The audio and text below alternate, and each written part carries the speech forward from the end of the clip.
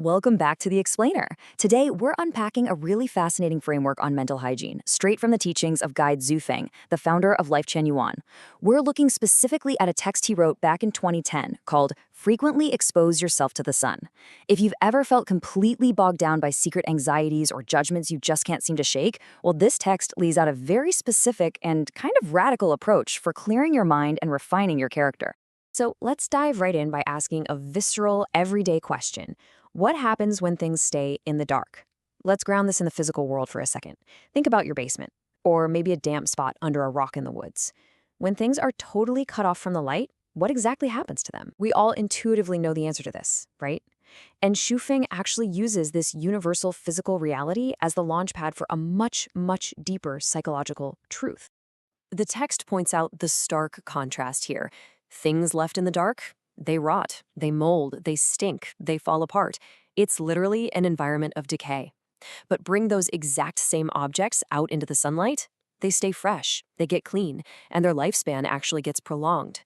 This isn't just a metaphor, it's basic biology. The sun fundamentally changes the state of whatever it touches. Which brings us to Section 1, the power of sunlight. The crucial takeaway from the source material is that sunlight acts as a natural, active purifier. The text explicitly notes that sunlight dispels evil, kills germs, detoxifies, boosts your energy, and strengthens the body. Just think about how a stale room feels the second you throw open the windows on a bright day. The dampness just evaporates. The sun isn't just passively shining, it's actively cleaning up the space. Moving on to Section 2, thoughts need sunlight too. Now, before we go any further, let's define what we actually mean by thoughts. We're not talking about, what you're going to grab for lunch. The text specifies that these are the things we deeply contemplate, the stuff we ponder, worry about, and heavily dwell on. We're talking about persistent internal narratives, your secret anxieties, hidden judgments of other people, and those deep-seated fears you don't talk about. And here is where Shufeng draws a brilliant, direct analogy. He argues that our human thoughts behave exactly like physical objects. Just like that damp sweater molding in the back of a dark closet, our hidden worries literally become corrupt when we isolate them in our minds. The text describes unexposed thoughts as becoming filthy, tainted, and eventually deviant.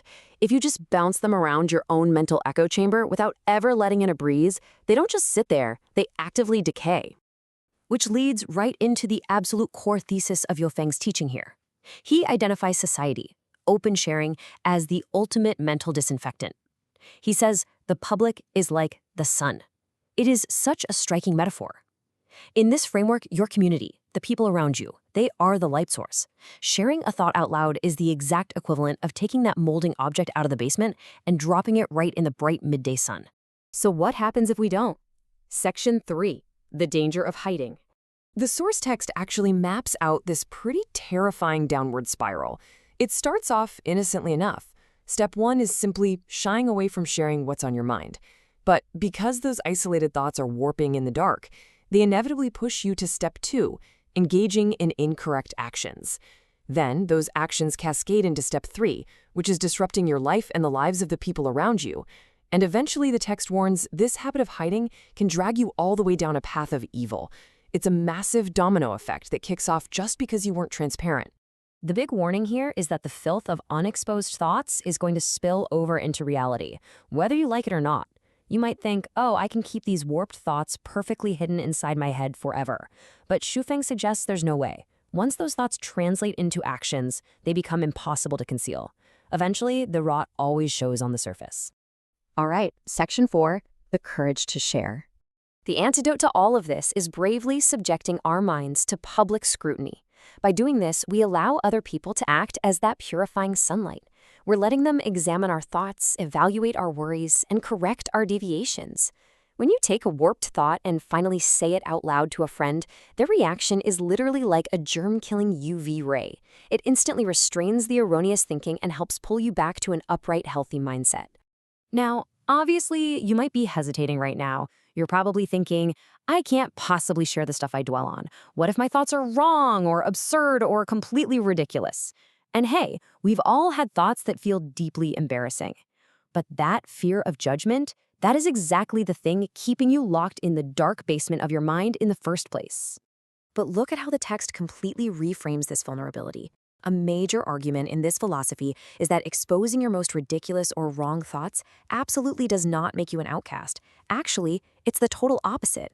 Having the courage to reveal those worries publicly makes you a highly lovable, respectable, bright, simple, and honest person.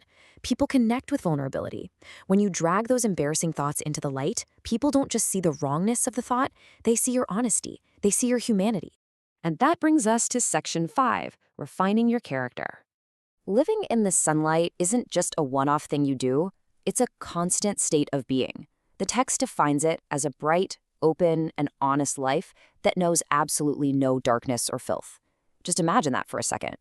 Navigating your entire day with nothing to hide, no secret agendas, no festering resentments, no hidden anxieties.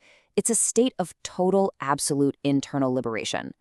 And it's powered entirely by continuous external transparency.